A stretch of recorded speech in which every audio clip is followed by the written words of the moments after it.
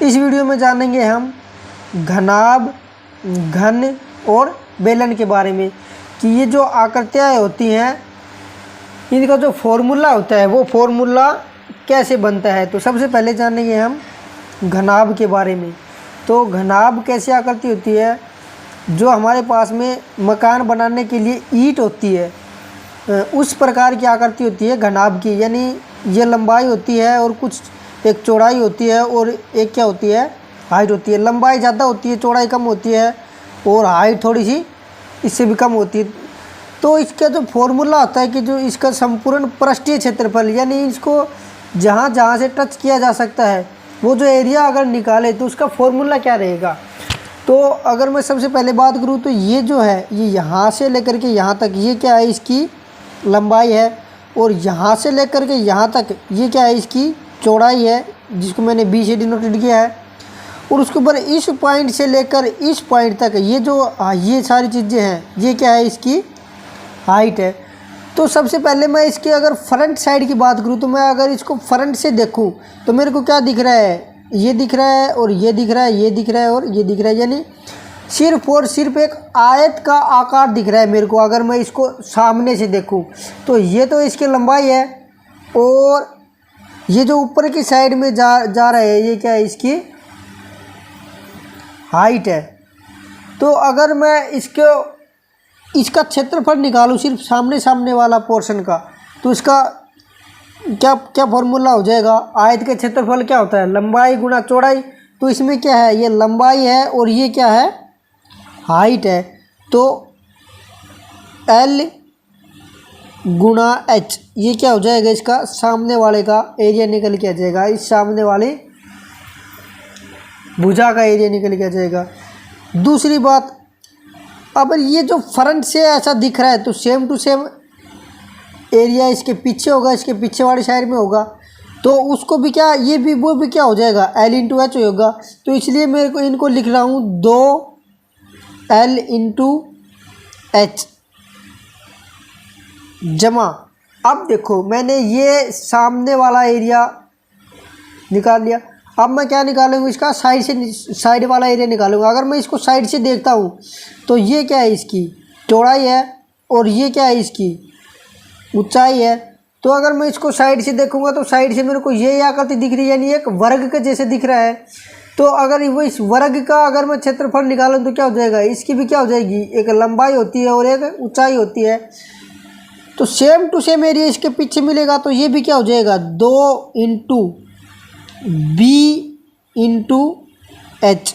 अब देखो मैंने फ्रंट साइड से इसका एरिया निकाल लिया, राइट साइड से इसका एरिया निकाल लिया। अब क्या निकालूंगा मैं, इसका टॉप से। अगर मैं इसको ऊपर से देखूं तो ऊपर से देखूंगा तो ये क्या दिखेगा मेरे को, ये शेप दिखेगी, ये यहाँ से लेकर के ऐसे ये शेप दिखेगी, एक आयत के जैसे दिखेगी।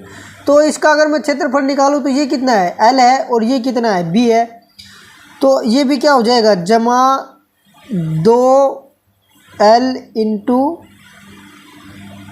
B, क्योंकि ऊपर है सेम एरिया इसके नीचे मिलेगा। तो ये भी क्या हो जाएगा, 2 हो जाएगा, 2L इंटू B। अब मैं इसको यहाँ भी 2 है, ये भी 2 है, ये भी 2 है, तो 2 को क्या ले लेता हूँ, कॉमन ले लेता हूँ। तो अंदर क्या बच जाएगा, LH जमा BH जमा LB। तो 2 इंटू LH जमा BH जमा LB, ये जो फॉर्मूला निकल के आया है, ये फॉर्मूला निकल के आया है घनाभ के संपूर्ण पृष्ठीय क्षेत्रफल का। यानी जो घनाभ होती है उसके जो जितना सरफेस का एरिया होता है जिसको छुआ जा सकता है, उसका बाहर का एरिया वो क्या होता है, संपूर्ण पृष्ठीय क्षेत्रफल बोलेंगे। तो ये जो फॉर्मूला निकल के आया है, ये फॉर्मूला निकल के आया है घनाभ का संपूर्ण पृष्ठीय क्षेत्रफल का फॉर्मूला निकल के आया है। ये क्या निकल के आया है, 2 इंटू LH जमा BH जमा LB, ये जो फॉर्मूला निकल के आया है घनाभ के संपूर्ण पृष्ठीय क्षेत्रफल का। अब मैं इसके पार्श्व पृष्ठीय क्षेत्रफल के बारे में बात करता हूँ। पार्श्व पृष्ठीय क्षेत्रफल, पार्श्व पृष्ठीय क्षेत्रफल क्या हो जाएगा, मैं इसके साइड से इसके चारों तरफ इसका एरिया निकाल लूँगा और ऊपर का और नीचे का एरिया घटा दूंगा। तो इसको अगर मैं साइड से देखता हूँ तो ये एक आयत के आकार का दिख रहा है, तो ये क्या हो जाएगा L इंटू बी, और सेम आगे है तो सेम टू सेम इसके पीछे मिलेगा। तो ये कितना हो जाएगा 2 इंटू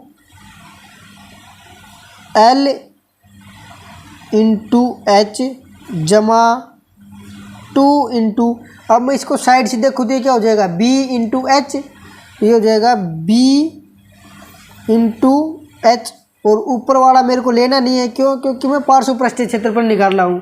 अगर संपूर्ण पृष्ठीय क्षेत्रफल ने हमने जब निकाला था तो इसका ऊपर वाला एरिया ले लिया था, लेकिन आप निकाल लें पार्श्व पृष्ठीय क्षेत्रफल तो ऊपर वाला एरिया और नीचे वाला एरिया को नहीं लेंगे, साइड से लेंगे। तो ये हो जाएगा 2 इंटू एल इंटू एच जमा 2 इंटू एल इंटू बी।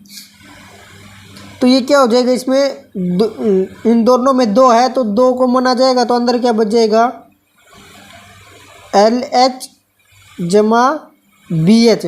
अब इसमें एच भी कॉमन आ रहा है तो बाहर क्या आ जाएगा 2h, और अंदर बच जाएगा एल जमा बी। ये जो फॉर्मूला निकल के आया है, किसका फॉर्मूला निकल के आया है, ये फॉर्मूला निकल के आया है घनाभ के पार्श्व पृष्ठीय क्षेत्रफल का। अब मैं इसके आयतन निकालता हूँ। आयतन, किसी भी चीज़ का आयतन क्या होता है, आयतन का मतलब ये होता है, मान लेते हैं ये घनाभाकार आकार की एक टंकी है, तो इसमें कितना पानी आ जाएगा, तो उसका क्या होता है, वो आयतन होता है। तो उसको निकालने के लिए मेरे को क्या करना पड़ेगा, इसका बेस जितना है वो और इंटू हाइट, के इतनी हाइट तक पानी भरा जा सकता है। तो इसका बेस कितना हो जाएगा, L इंटू बी हो जाएगा, लंबाई गुना चौड़ाई इसका बेस है। तो ये हो जाएगा L into B into H. तो L into B into H ये घनाभ के आयतन का फॉर्मूला हो जाएगा। तो हमने अभी घनाभ के तीनों फॉर्मूलों के बारे में जाना है कि घनाभ का संपूर्ण पृष्ठीय क्षेत्रफल क्या होता है और इसका फॉर्मूला ये कैसे बना, 2 इंटू एल बी जमा बी एच जमा एल बी, और इसके पार्श्व पृष्ठीय क्षेत्रफल के बारे में जाना है और इसके आयतन के बारे में जाना है। अब हम जानते हैं घन के बारे में। सेम सिचुएशन घन की है।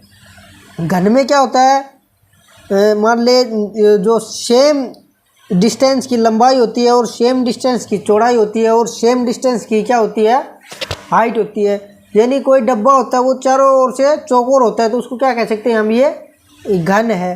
तो इसके अगर संपूर्ण पृष्ठीय क्षेत्रफल के अगर मैं बात करूं, संपूर्ण पृष्ठीय क्षेत्रफल,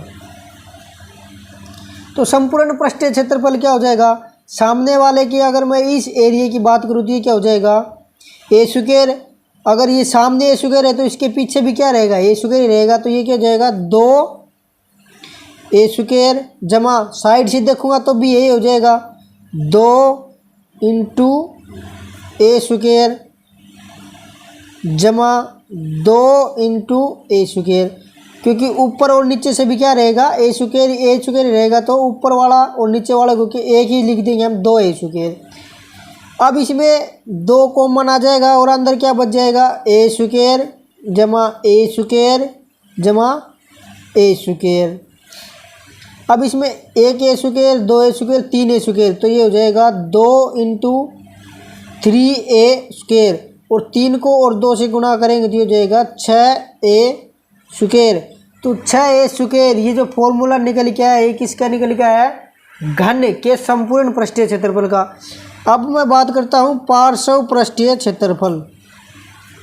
पार्श्व पृष्ठीय क्षेत्रफल, तो पार्श्व पृष्ठीय क्षेत्रफल में क्या हो जाएगा, इसका ऊपर वाला और नीचे वाला एरिया को हटा दूंगा और जो बाकी साइड से है उस एरिया को मैं इंक्लूड कर लूँगा।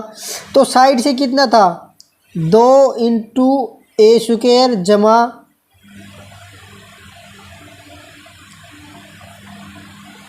2 इंटू ए स्क्वायर, तो ये क्या हो जाएगा 2 ए स्क्वायर और ए स्क्वायर कितना हो जाएगा 2 ए स्क्वायर और 2 को 2 से मल्टीप्लाई करेंगे तो हो जाएगा 4 ए स्क्वायर। ये जो 4 ए स्क्वायर जो फॉर्मूला निकल के आया है, ये फॉर्मूला निकल के आया है घन के पार्श्व पृष्ठीय क्षेत्रफल का। अब मैं निकालता हूँ इसका आयतन। तो आयतन का क्या होता है किसी भी चीज़ का बेस इंटू हाइट। भाई इसमें पानी कितना डल सकता है कि इसका जो बेस है वो और वो कितनी हाइट तक उसमें डाला जाएगा, तो वो क्या हो जाएगा उसका आयतन हो जाएगा। तो इसका अगर मैं बेस की बात करूँ तो बेस कितना हो जाएगा, ये लंबाई है और ये चौड़ाई है, तो ये लंबाई भी ए ही है और चौड़ाई भी ए है, तो उसको हम क्या कह देंगे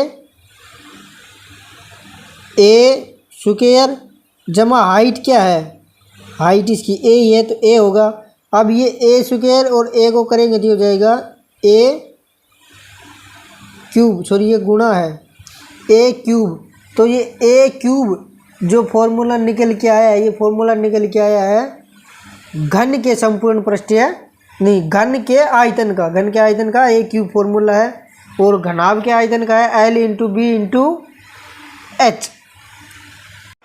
अगली आकृति है हमारे पास में बेलन कि बेलन का संपूर्ण वक्र पृष्ठीय क्षेत्रफल क्या होता है, उसका फॉर्मूला होता है वो कैसे बनता है। तो अगर इसे बेलन होता है, बेलन के अगर मैं बेस की बात करूँ तो ये क्या हो जाए एक गोल होता है, तो गोल होता है तो इसका जो ये वृत्त जैसा होता है, तो वृत्त का जो परिधि होती है, परिधि का क्या फॉर्मूला होता है 2 पाई आर। 2 पाई आर ये क्या होता है वृत्त की परिधि होती है जमा इसकी ऊंचाई, तो ये क्या हो जाएगा हाइट।